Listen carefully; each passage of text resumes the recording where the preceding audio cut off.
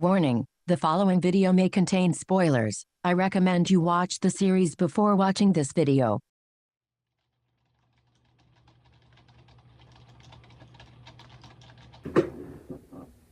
Well, I make for another video. The last video didn't do very well, and that video wasn't the best I made ever. So what will I make right now to please YouTube? What was that? Yeah, I can do that.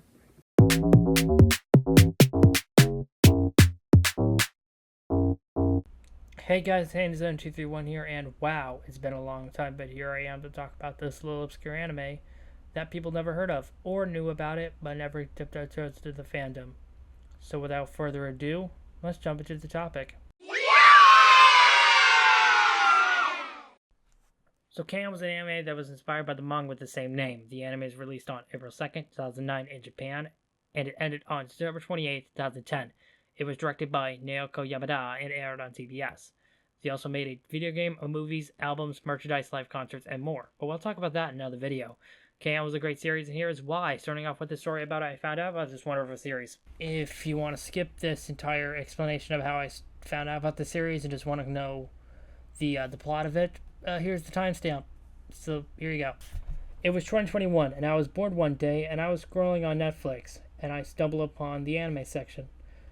Now, I only know One Punch Man is the best anime. Granted, I know a lot more anime, but either it is me being bored one day and seeing what is good to watch, or I was interested with a show/movie that I saw, but when I see the overview, I tune out, and it was like, nope, back to the story.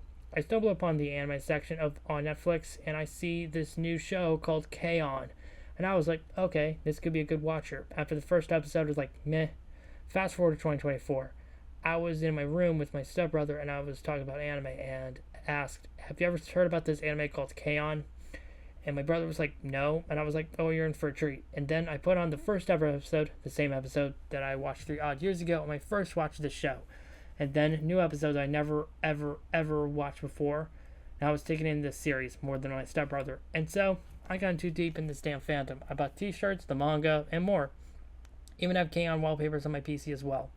So yeah, since I explained how I knew about this series, let's go dive into the story of this anime as well. So here we go. So the story of K-On! Is that the main protagonist, Yui Hirasawa, is a cheerful girl, but she is also clumsy and forgetful at times.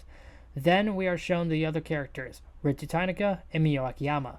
Ritsu wanted Mio to join the Lights Music Club, but Mio wanted to join the Literature Club, and so Ritsu ripped her application and forced her to join. But the sensei, named Sawako Yamanaka, was like, the club is being disbanded if they don't get other members.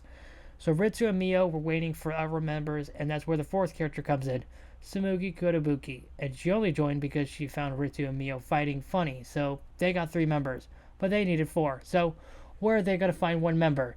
This is where Yui comes back into play. She found out about the club on a bulletin board, and she only joined because her friend Nodoka Monope told her if she didn't join a club, she'd become a NEET. Which, if you didn't know what a NEET is, let me explain. A NEET is an acronym for non-education, employment, or training.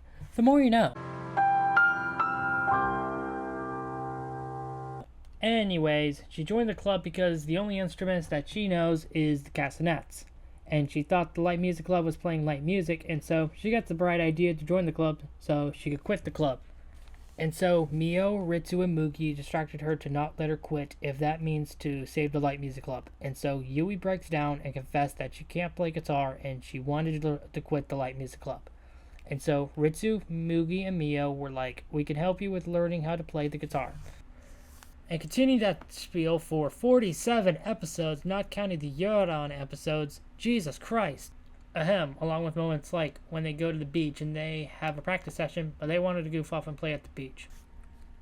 Or when they get Sawako to be their advisor by using old pictures of her back in high school, which she explained that she did not want people to know about her past because she wanted to be more ladylike because she was dumped back then while maintaining Death Devil. And so Ritsu was like, if you become our advisor, we won't reveal your past. And Sawako agreed on that idea. Or when they play at a school festival and Sawako practiced Yui hard that her voice becomes hoarse.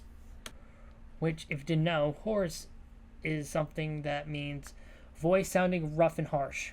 the more you know. And Mio has to step in for vocal, and then she had a malfunction while performing. Or when they picked up a new member, Azusa Nakano, because of their freshman reception show, and she was mad because they drink tea and gossip, but then she warmed up to the idea pretty quick. Or when they go to a live house, which if you didn't know, a live house is basically a place where indie bands and indie artists perform, also known as a concert venue. And they meet Ritsu's childhood friend Maki, drummer for Love Crisis, and Maki is the person that invited Ritsu and the gang to perform at the live house. Or when they spied on Sawako because they suspected she has a secret admirer, but instead it's an old member of Death Devil, Noemi Kawaguchi.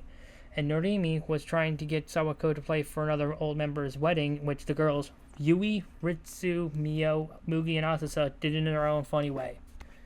So basically what they did was they dressed up like Death Devil and played their songs, which pissed off Sawako and showed her Death Devil side again. Or when Ritsu and Mio got a role in the school's version of Romeo and Juliet, and they had to get their roles right. And so, to get their roles right, they use a method where they imitate each other, which somehow worked out in the end. Or when Ui, Yui's younger sister, disguised herself as Yui when she was out sick. Along with more stuff in this anime and the stuff I mentioned are good examples of what happens during this anime. Overall, K-On! Was a great anime with a strong fanbase showing their passion through edits, fan art, and cosplay, just to name a few. This shows that K-On! Never dies out or is a phase in the world of anime at all. Along with that, it also shows a lot of reputation for people who wanted a good anime, they wanted to sit down and laugh to, or relate to, in which the characters of K-On! Shows that in more ways than you might think.